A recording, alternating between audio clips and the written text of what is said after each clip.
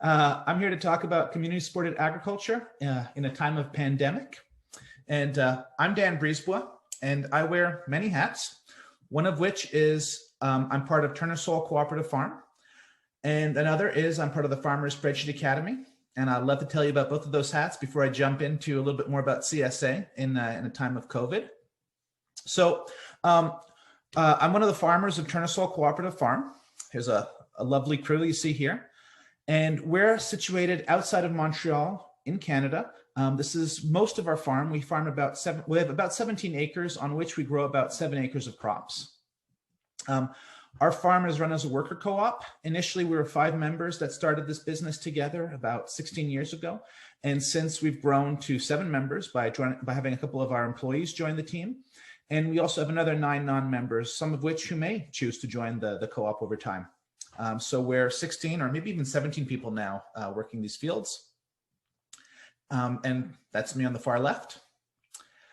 So we are vegetable growers, and we grow all kinds of vegetables, a lot of staples, but all kinds of vegetables. We're also seed growers, and we grow, this is a field of mustard or Mizuna seed going to seed. And we pack it up, and we actually sell seed through our online store, and we have a rack program too. So those are the 2 ways that we sell our products. I'm not going to touch on seed much here. I'm going to focus much more on the vegetables.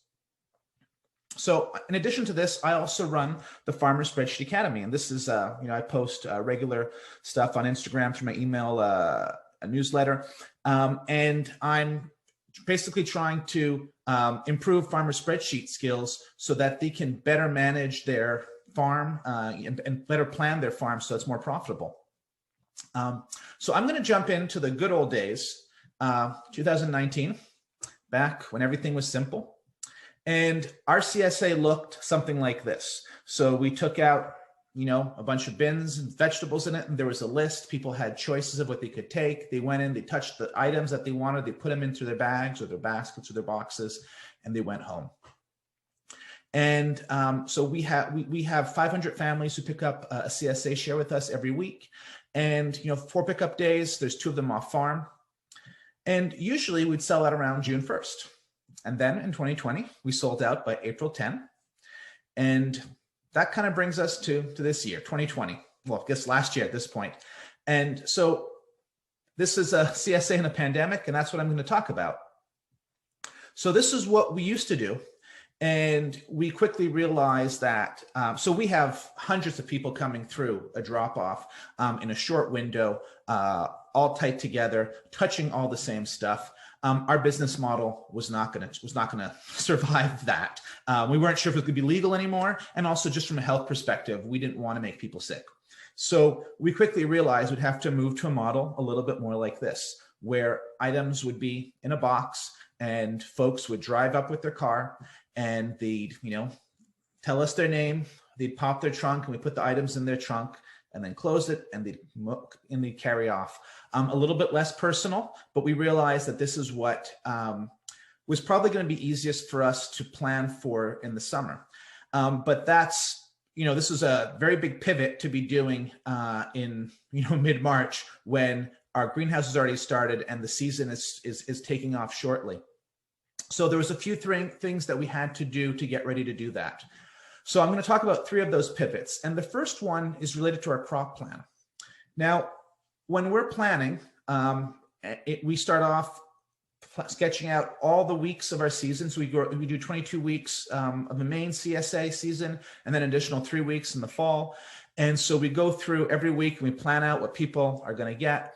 And because we let people take choices, we always, so in this slide, you can see that there's a lot of points. So this is what one person would be getting. And because not everyone's going to take the same stuff, we've kind of put some stuff as percentages or as decimals, so 0.6 or 0.3, assuming that some people are going to take one thing or another thing, knowing what's more or less popular. And so that works really well in our previous system. But the way we were pivoting to, we realized that ideally we'd making the same boxes in any given week, all the people would get the same box. So we don't have to worry about them pre-ordering individual stuff, and don't have to worry about them, finding out ways to get them to take different things. And, had this happened 1 or 2 months earlier, we would have went through our whole sales plan and adapted it this way. But because things happened in March, we decided we were just going to grow what we'd already been planning based on our previous sales plan and make it work. So because there was already so much other stress coming in and anxiety that we didn't have a lot of time to go back to the drawing board on this one, and we just decided that we would make it work. We've been doing CSA for 16 years. We had a pretty good idea we could roll with it if the crops were good, and we do everything we could to make the crops good. So that was the first pivot. We decided not to pivot on the crop plan. Maybe we decided to grow a little bit less salad greens early on because we weren't sure, about whether cutting stuff and mixing them ourselves would actually be a health, how that would be viewed in terms of regulations. And ultimately it wasn't an issue, and that was fantastic. So we added them back in. The second big pivot we realized we'd have to do was how we're going to pack these boxes. We do, as I was saying, what we call market style. So, all the stuff is out, we pack bins by vegetable on our wash day in our wash station, and then we load up the van, and then we bring them to the CSA, and almost like a farmer's market, open things out, and then the members are the ones who assemble their share, and that's a lot easier to do with. But with these boxes, we'd have to do the assembling beforehand. So we took a lot of time to get a good pack line going up. So one thing is we have a conveyor in the middle to move things easier. And then people got different jobs. So on the far right, you can see Julien building cardboard boxes, taping them shut, and then moving them down. And then the next person, Noemi, is putting a couple items in, and then the next person, again, doing some items. And the last person might put another item in, but seals the box, closes it, and then puts it on a pallet, and then that pallet can be picked up and moved into the truck. And so there was a lot of design that went into doing this before the season began. And then once the season began, the veg team would regularly just touch base to see, is this going as quick as it can? And what have we learned? And of course, we did talk to other farms who do pre-made boxes to see how it worked for them. But you also have to rediscover it for yourself. So that was the second pivot we had to do. And the third pivot was covering costs. Changing the way we were distributing was gonna add more costs to us. So these cardboard boxes wound up costing about, 70 cents a piece. And the recommendations coming from the government were to not reuse these boxes. So that meant that they'd have to be disposable. So we'd have to have, 500 boxes a week for 22 weeks. So that's a lot of boxes that add up.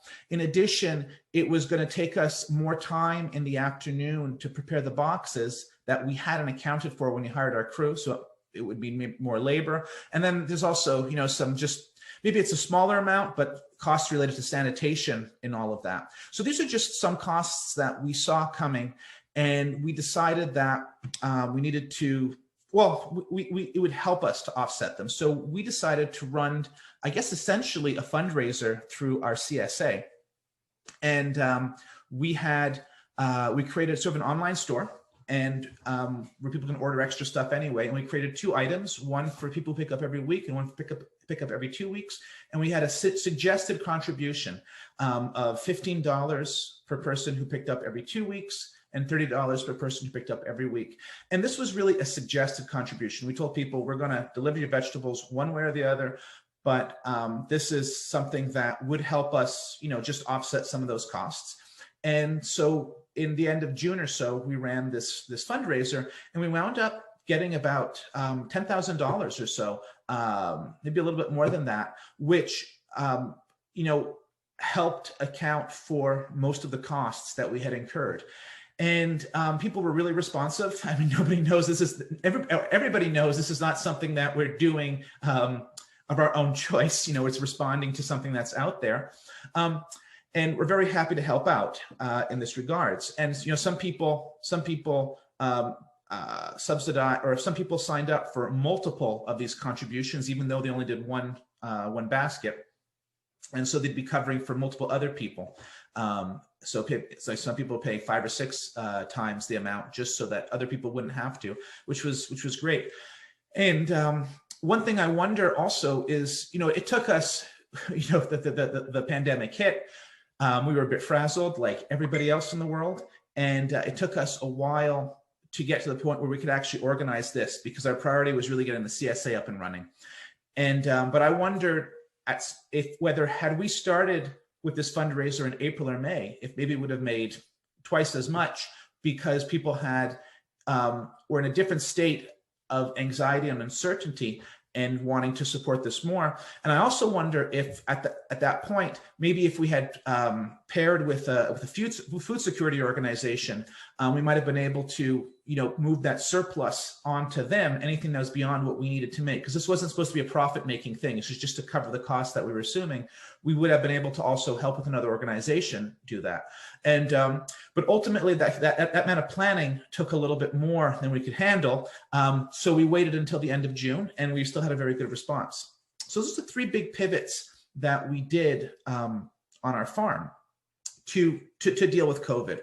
And so how did this all work out? So we had these boxes, and we had a crop plan that we had chosen not to change. So the first thing with the crop plan, there were times where Emily, who manages the harvest and puts together the basket list, was definitely frustrated by the fact that, we had a lot of diversity, aiming to have a diverse share. But there were a couple strategies that she was able to use to make it work. And one of them is that we do have 4 different drop-offs. And so there's no specific place where we're sending 500 of the same box somewhere. So she was able to break that down. So maybe we'd have 150 of one type of box going one place, 150 of another, 100, something like that. So that was one thing that helped having, get through diversity. And then Emily also did a lot of work trying to figure out how to do choices. And what she realized is you could pack half the boxes going to a specific drop-off with one item and half the boxes with another item. And then the host at the drop-off point could ask people, do you want this choice or this choice? And then we were able to give them the appropriate choice, the appropriate box with the choice. And we decided to, after this was working, we decided to we could add one other choice that wasn't in the box. So let's say there were 10 items that week, 9 would be in the box, and the 10th item would be another choice. And then we could say, so first, let's say you wanted carrots or beets, and those be in the box, and they say carrots, so we take a carrot box. And then we say, do you also want maybe dill or cilantro? And then if they'd said cilantro, we'd also grab a bunch of cilantro and pop it in the box and put it in. So these didn't add a lot of extra time with each interaction to get people moving along. Because even though, things were a little bit smoother having pre-made boxes, having a lineup of cars in a parking lot takes a lot of space, and we wanted to move that along. So the crop plan and the box making was ultimately a success. And that was great. And then there were the clients, and we've had a lot of the same clients for 15 years who are used to coming to a place where we can chit chat for a while as they're picking up their vegetables, and they're happy to choose the items that they get. And this was a completely different experience. And we definitely felt that pain and that mourning from our clients who remembered what it used to be like and wished it could be like that. Understanding that it wasn't like that. I mean, everybody knows that this is not what we were choosing. But we also had a really great response from our clients who wanted to support us. And so also, not just to support us, but also they were really grateful that we were finding a way to keep bringing the vegetables. There was a time where we weren't sure we'd be able to. And so they were really, really grateful for that. So there was a lot of excitement on that part. And in the fall, I already said that so in 2020, we had sold out by April 13. This year, we ran a renewal campaign, at the end of November, and we had 400 or 500 shares sold by mid-November. And then we had a waiting list of people who had wanted to sign up in the summer, but we didn't have space for them. So we opened to the waiting list, and we sold another 65 shares in about a week. So we still have a little bit of space left in our CSA, and we've actually been kind of holding it back because we know there's some older members who are likely going to want to come back, and we don't want to break any hearts, especially for these people that have been with us for so long. We want to keep supporting them the way they've supported us. So ultimately, it worked out, our strategies and our pivots, and we're really grateful for that because it was a lot of anxiety getting to there. Now, I mentioned we also run a seed company, and so I just want to touch base on that though quickly. So we have our seeds, our seed packs, and one of the things that's been wild about this whole experience, where so many people are losing employment, and it's been difficult for some people to keep working, or whether the business is essential or not. And it's been wild to see that local food and local seeds and local farming have become the new superheroes. And I've always thought they should be, but this is not how I thought it should come around to happen. But the seeds have been crazy how the demand has been. And I'm sure that when you're placing your seed orders with High Mowing or Johnny's or Osborne or wherever you order your seeds, or your local bioregional seed company, you've been noticing that they're saying their orders are going to take a long time to get to, and stuff is selling out. So that's been a really crazy experience as a seed company to have to keep up with that and to be running out of seed. We usually grow 2 or 3 years worth of seed in 1 year, and then different varieties each year. And we've been selling out like 3 years worth of seed in 1 year. And then there's the mail, it's broken all our systems. We're used to a certain way of packing and fulfilling orders. And so last year we sold probably about twice as much seed, but most of that happened in like a 5 or 6 week period in March, April. And before we had to shut down our seed store for a little bit to move on to other things. But we've had to rebuild all the way that we pack stuff. I mean, you can actually, in the picture, there's some stamps on some of these envelopes. That's how we used to ship stuff. Now we've got a postage meter, or we've changed our labeling system and just our whole packing line to make us be able to move through orders quickly. So that brings us to now, and we're in a process of planning for 2021 and beyond, because we don't know when this is going to end. And also, when this ends, the world is going to be different than it was before. And so it's important for us to be thinking about that as we're making decisions nowadays. Probably our biggest question is related to, will we have to go to boxes like this? It's seeming that this is not going to be necessary this summer, and we're really hoping that we can move to some sort of market style CSA again. We miss contact with the clients. It's not fun to wear.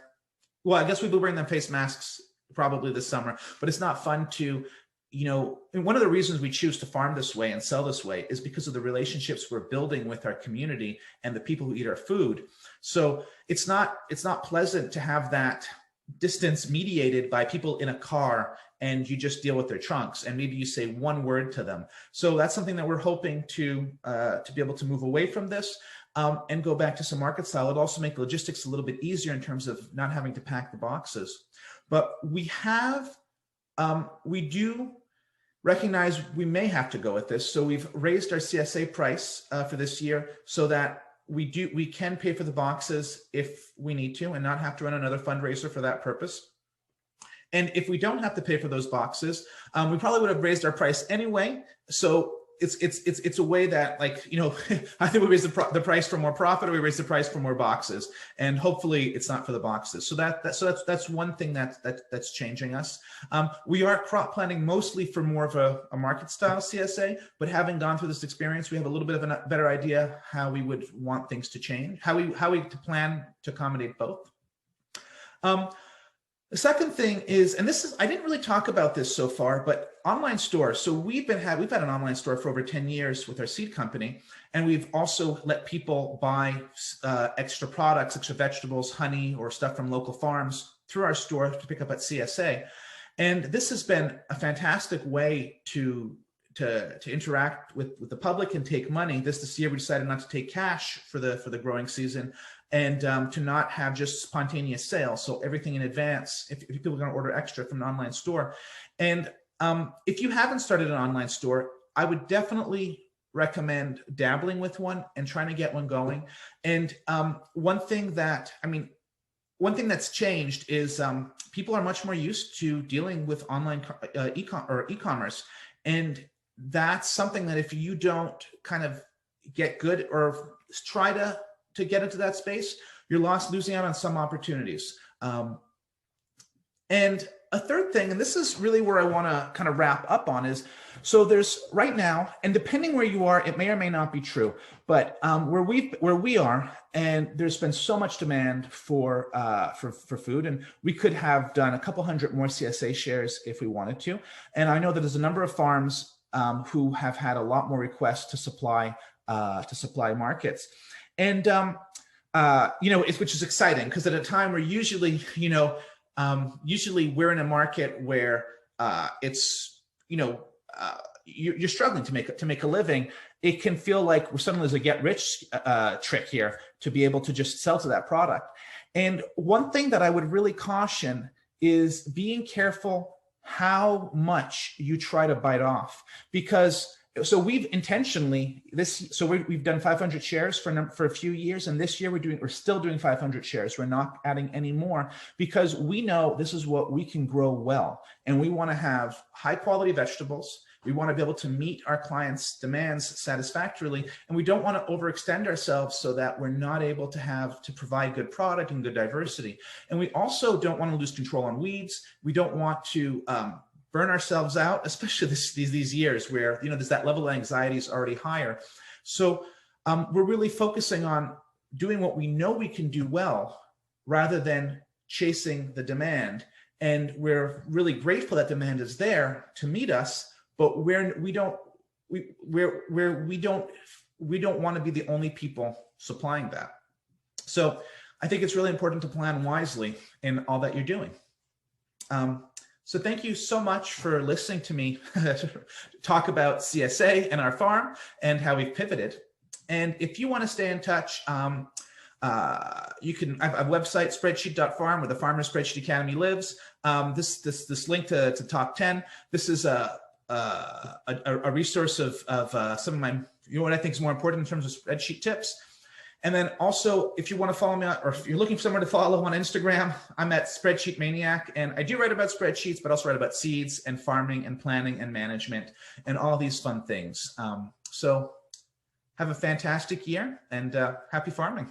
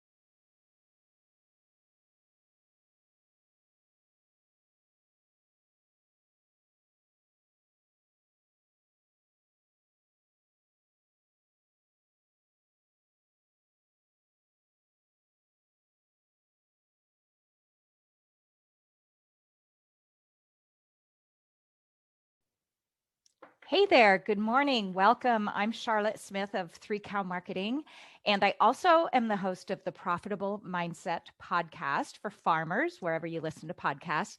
And I'm super happy to be here. So I am known in the farming and ranching world as a coach and marketing teacher for the last 9 years. I have taught thousands of farmers how to build profitable farms through online relationship-based marketing. So I just want to give you the few minutes I have here today. I just want to introduce you to this idea. And this presentation I'm just about to talk about briefly is an excerpt. I've pulled it out of the full hour-long keynote talk that I often give at conferences that you will learn a ton from. So I'll tell you at the end, I'll bring up a slide on where you can get the full hour-long presentation that you're going to learn so much from. But briefly, what I know from my own experience and then working and consulting with and coaching farmers over the years is you and I on our farms, we raise products that nowadays people can buy almost anywhere. So you can go to the grocery store and find grass-fed products or pastured products or organic. Granted, they aren't the same products that we raise on our farms. You and I know that, but the basic customer, the public, does not know that. They read labels that say natural, organic, grass-fed, or even the label has a photo of, say, a cow on grass, and they think, oh, why should I drive to a farm? That's so out of the way when I can buy the same thing right here in the store. So a lot of farmers and ranchers don't realize that the general public thinks that if they see a label in the grocery store, then and it looks like it's from a farm, then it must be from a farm. So what I teach you is, and what I teach my clients is, people are going to step away from the convenience and the lower prices of the grocery store or even online shopping, where we can have almost anything delivered to our houses these days with the click of a button. They will forego that convenience and that lower price only if you, as the business owner, have a relationship with them.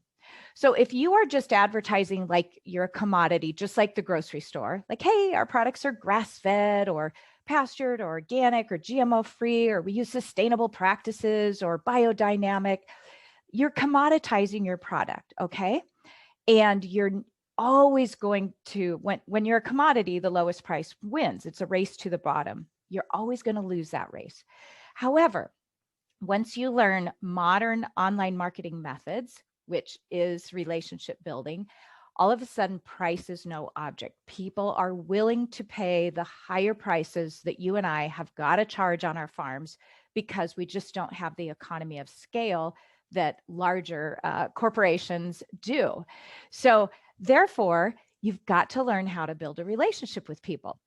One of the first thing a lot of farmers tell me is when I present this is, well, I started the farm so I didn't have to be around people because I prefer animals to people, or I just want to dig my hands in the soil and I want to improve our land. And that's why I do what I do, not because I just want to talk to people all day. So I can teach you how to do that in a way that it's not stressful to you. It doesn't wear you out. Even if you're an introvert, you can learn to build relationships with people. Now, you can only meet so many people in person. With COVID, that number is even reduced more. So I teach people that you've got to embrace online marketing. Email marketing has withstood the test of time. A lot of people, when they think online marketing, they immediately jump to social media marketing because they think it's free. Why would I pay for a website when I can have a Facebook page or Instagram account for free? Well, the way social media is designed is it's a marketing channel. It's a beautiful marketing channel that works great because it's free. But what its intended use is not to sell, okay? You get penalized if you try to sell on social media. You know, your posts won't show up to nearly as many people. But instead, you want to build a relationship with people and encourage them, funnel them to get on your email list. This is what you'll want to learn to do. It's what I teach farmers how to do. So your email list combined with a very simple website is the foundation of your marketing, okay? Your website and your email list are your foundation of the way you're going to make money in your business, okay? Social media and other online places you might sell, Facebook Marketplace or Craigslist or Eat Wild, those are all marketing channels that need to funnel into your email list where you can build a relationship. Now, how do you build a relationship? You've got to email people consistently, every 2 weeks minimum, year round. Yes, even if you're a seasonal business, most farmers and ranchers are seasonal businesses. But if you stop emailing people in the off season, they're going to lose interest and they're going to unsubscribe when you start emailing them again to come back and buy your products. So I teach my clients how to maintain those relationships through the off season. Okay, so that's briefly what I want to introduce you to right now today is this idea that people will pay whatever price you have to charge, no matter what you think your market might bear. That's not how you price your products. You price based on a healthy profit margin for you and, of course, covering all your costs. So people will pay whatever price you have to charge, and they will forego convenience when you have a relationship with them. And in today's modern online world, if people have a problem they need to solve or they want to reach a goal, they jump on the internet. So you want to have an internet presence of just a basic, simple website attached to your free even email marketing platform that can be something like MailChimp or MailerLite. That's it. That's the foundation of everything. Then you funnel all your places you are online, social media into your email list. You will make, every study shows you make many, like 140 times more money through email marketing than you'll ever make on social media. So if that statistic doesn't have you convinced, just take it from me as a person who works with thousands of farmers every year for 9 years. Email marketing is what will help you build that profitable farm. And so if you want more, like I said, I just want to share this slide with you that shows you where you can go and get the whole, the whole hour-long training that this comes from, okay? So right here, if you go to 3cowmarketing.com/profitable-farm, you will be sent you'll be able to enter your email and your name, and you will be sent the hour-long training. It's great. You're going to learn a ton from it. All right. So thank you. Like I said, you can find me. The Profitable Mindset podcast is wherever you listen to podcasts. You can also find it on my website, 3cowmarketing.com. But this particular hour-long training, if you want the 3 steps to building your profitable farm full training, 3cowmarketing.com/profitable-farm. And then I will see you in the panel discussion here in a little bit too. You can ask me any question you want. If you missed the panel discussion, email me anytime, info@3cowmarketing.com. I'd love to hear from you. All right. Take care. And hopefully I'll see a few of you or some of you in a few minutes to answer your questions. Bye-bye.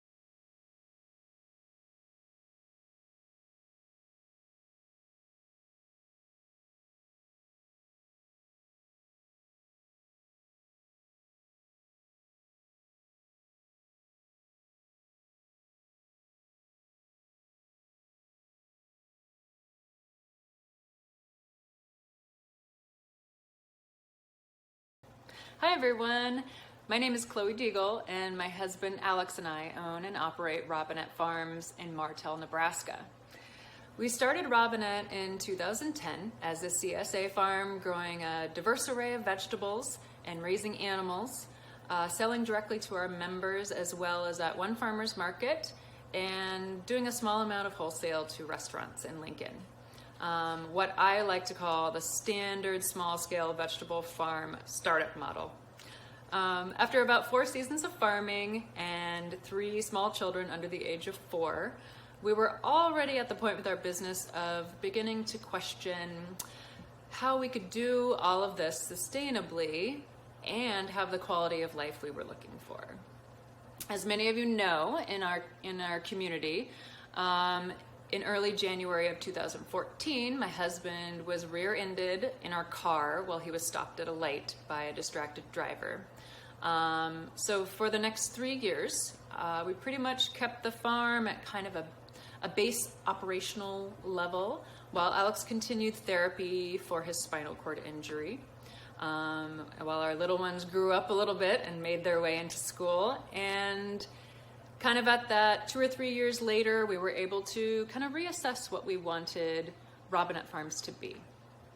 So fast forward to 2019, and we were running a 4-season CSA, averaging about 150 members per season, attending farmers markets in Omaha and Lincoln, wholesaling microgreens 52 weeks out of the year, and raising over 200 pastured hens for eggs.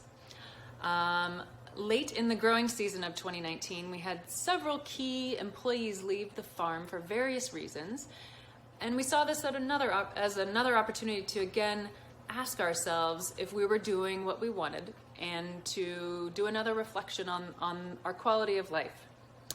In early 2020, after a couple months of thinking and deliberating, we decided to switch our production focus at Robinette to focus on microgreens and baby greens production, and began to market our CSA as a focus on a salad subscription.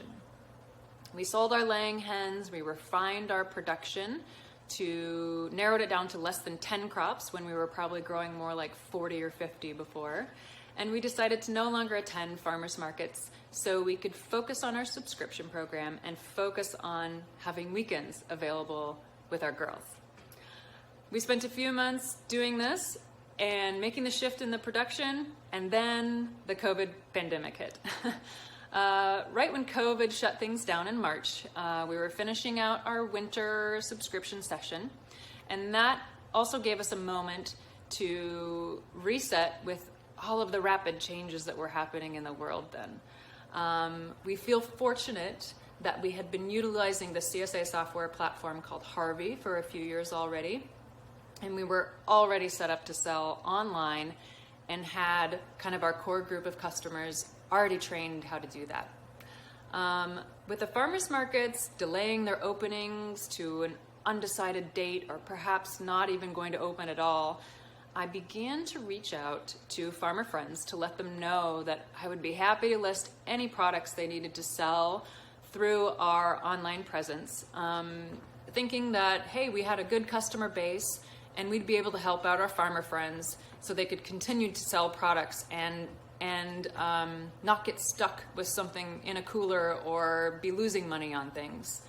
So we began our next season in the spring, and we began packing all of our customized salad boxes, selling other farmers' products and packing those into individual boxes and distributing like everyone in a new way, in a drive-through style in a parking lot, offering socially distanced pickup on the farm, and offering home delivery to the Lincoln area. So as last year progressed, we saw that our members and our kind of weekly farm stand customers really enjoyed fully customizing their boxes, getting produce from lots of local farmers and products from local businesses in Lincoln. So for our fall subscription session, we were offering our own Robinette products, our microgreens and our baby greens, as well as listing over 60 additional items for sale each week. So as the year progressed, it just kept expanding into more and more local food.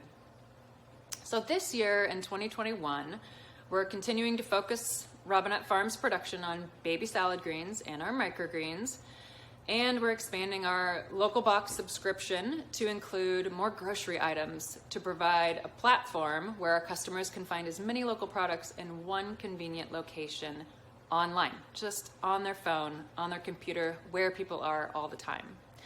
So my hope for our new expanded program is that it can be a beacon for our customers to let them know and see all the amazing food that our region has to offer.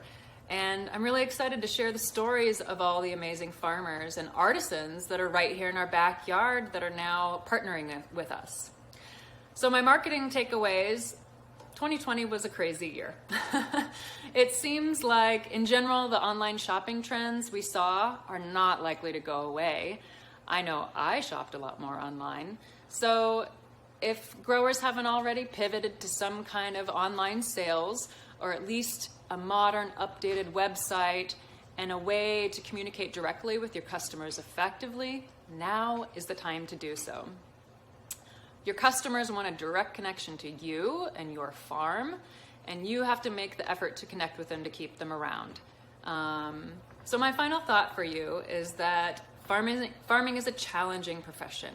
So anything you can do to connect with your grower community, including finding ways to collaborate, the stronger your local and regional food economy will be. Thank you, and I'm excited to continue this conversation with the panel.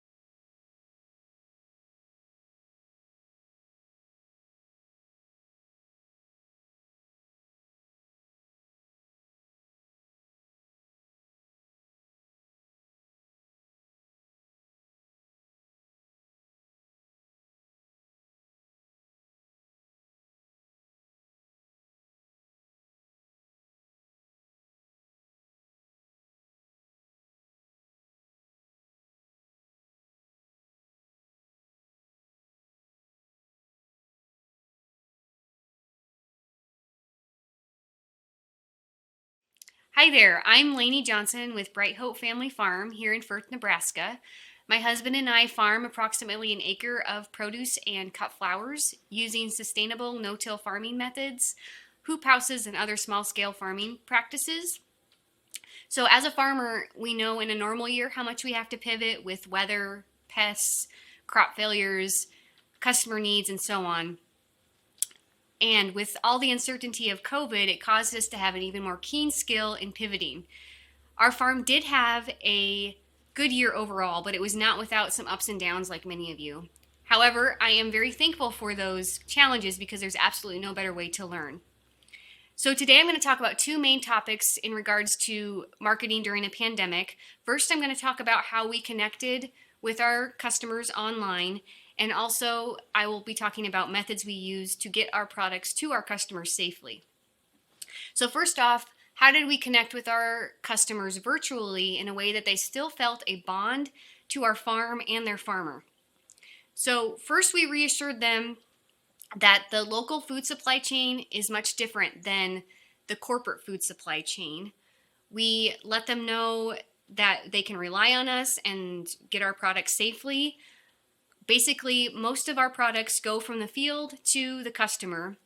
So we just took time to educate them on that. We also worked with other local businesses and small farms, promoting them and letting people know all that is available locally.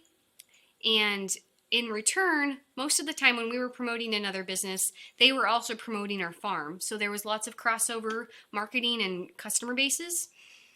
We also took time to make sure that all of our processes and ordering was as simple and easy as possible. There were so many people who entered the local food system for the first time this year, which was great, but we wanted to make sure that that was seamless for them.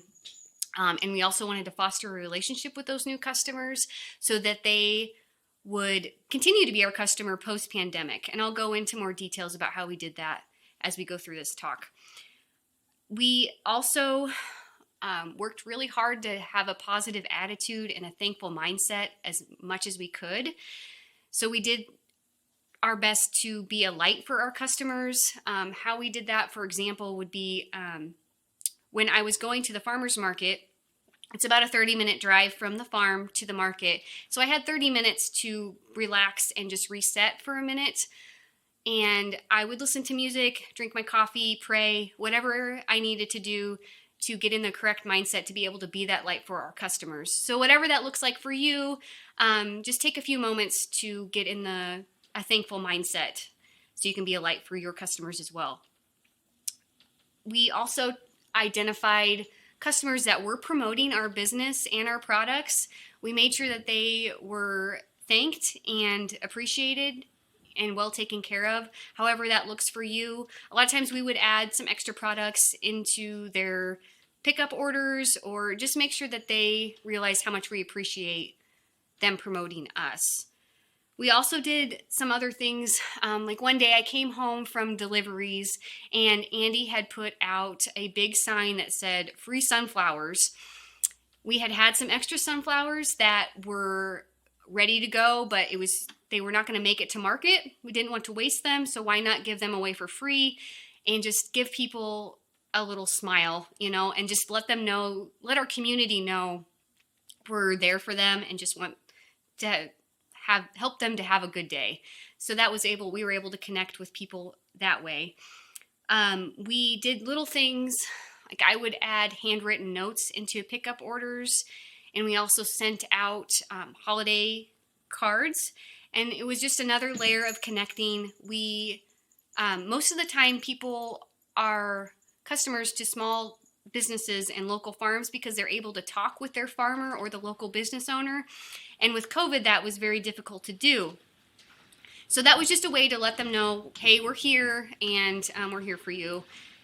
And people seem to like that because handwritten notes are a bit of a lost art. We also started to do more videos, which was a bit out of my comfort zone. I hadn't done very many of them prior to the pandemic, but there's a couple of reasons to do more videos. It activates more of your customer senses, so they're able to hear your voice and see your facial expressions. They're able to see more of the farm and hear more of sounds that happen at the farm that they may not hear in town. So that's a great way to connect with your customers. It also was a really good way to explain any new procedures or processes that we had going on, because a lot of times when people hear someone say those different new processes, they remember it better and just understand it better. So that was a great way to get those points across. And I would also do little how-to videos and just think of questions that I got throughout the year and made videos answering those questions. We also promoted our email list and got more subscribers to sign up. If you want more information on email marketing, sign up for Charlotte Smith's training that she's offering, one of the other speakers on this panel. She does a great job with email marketing, and I'm not going to go into much detail with that because she does such a great job. We updated our website as well. We wanted to make sure that our customers could get the information they needed or also place an order within a few seconds. And we just cleaned it up a bit and made that process easy. Again, going back to all the new customers that entered the local food system, we wanted everything to just be easy for them. And I also added a blog, which, lots of you may have already done that. I had not added a blog yet. And that was just a great way to upload some articles about the farm life, maybe recipes on how to use certain vegetables, new procedures. It was another way to connect with our customers, especially those who aren't on social media. It was a way for them to see new pictures and different things that were going on the farm. So before I would write these emails or social media posts or create these videos, I thought about our ideal customer. Who were those customers that were promoting our business? Who are the customers that I look forward to seeing, who are really easy to work with? You want more of those customers. And so before I would write these things out, I would think about who that was and I would write them to that customer. So think about who that is. Are they retired? Do they work? Where do they work? Where do they live? Male, female, what are their hobbies? Just think about all those things. And you may have more than one ideal customer. And just when you're making this new content, write it to them so you will get more ideal customers, because we all want more great customers. So coming out of this pandemic, we feel like we have a closer connection to our customers because we reached out in ways that we hadn't before. And I feel like that really increased our connection to our customers. So second, I'm going to go into methods we use to get our products to our customers safely. So we took a look at our current marketing programs and product systems and what could we scale up and down easily without it taking a lot of time and costing a lot of money. So briefly, I want to talk about the financial side of this. It could be a whole talk on its own, but I just want to touch on it for a minute. We have kept the farm debt-free for a lot of reasons. One of the big reasons is that when there is a pandemic or an emergency or any sort of uncertain time, we do not have a debt payment holding us back. And so that gives us some financial stability and also business security, just not having that extra payment to make. And we also do our best to have a retained earning savings account. Ideally, it's 3 to 6 months of income. I know that sounds like a lot and kind of hard to do, especially if the uncertain time happens in the beginning of your slow season. But we just do our best to have a savings account to, again, give us business security and some financial stability so we can scale up or down any of these systems more smoothly and easily. So in the beginning of the season, we offered contactless delivery, and it was a really simple system. We had them order through our website, pay online, and then have them put a cooler on their front porch or step, and we placed the order into that cooler. And that was a great way to kind of bridge the gap when markets were closed. The farmers market that we sell a lot of our products through was canceled the first 3 or 4 weeks, and I had already planted all these crops and needed to find a way to get them out and sold without them turning into compost. So this was a good way to fill that gap. And however, this isn't something we would normally do, and we actually stopped doing deliveries once markets started up again. There was a couple of different reasons why this didn't work in our context. First, it was time consuming. It took more time to collect invoices and get orders. It also was time consuming filling the orders and coming up with a delivery route and delivering the actual orders. And also, we had to charge a delivery fee, which some people were hesitant to pay that because so many corporations offer free delivery. So that was a bit of a roadblock. We may bring this back again at some point, but like I was talking about before, we didn't go into debt and buy a new delivery van because we started doing deliveries. We waited to see if this would work in our context, and it didn't necessarily work, and we don't have debt holding us back because of an idea that we aren't going to continue to use. So the second thing we did, I am part of a group called Women in Local Food and Farming, and we were planning a Mother's Day market. We started planning it in January and February before the pandemic hit full on and before we really knew what we were getting ourselves into. So last minute we had to change our market up. We ended up creating a drive-through market. We also had vendors set up, and people could drive through and purchase from those vendors as well. So it was a great way, again, to bridge the gap when markets weren't open yet. There was about 8 or 9 vendors there, and it was great because those vendors had their own customer base, and then that customer base showed up, and there was lots of crossover sales between farms and businesses. The other thing we did was contactless farm pickup. We were already doing this without really knowing it in prior years with our salad subscription program. And so this was a program that we could easily scale up and down. Our customers were already used to it. We were already used to it. So we just scaled it up. And very simple, people pre-ordered. We had coolers out in our driveway, and they picked up their order, checked their name off the list, and off they went. So that was a great way to get our products out safely. So another thing that we did was pre-order through our website for the farmers market. And it was very simple. Again, they ordered through our website and then paid online. They came to the farmers market and picked up their order that I had set aside.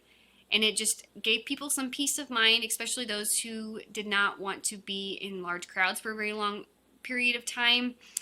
And it made the farmers market go a little smoother and also increase sales at the farmers market.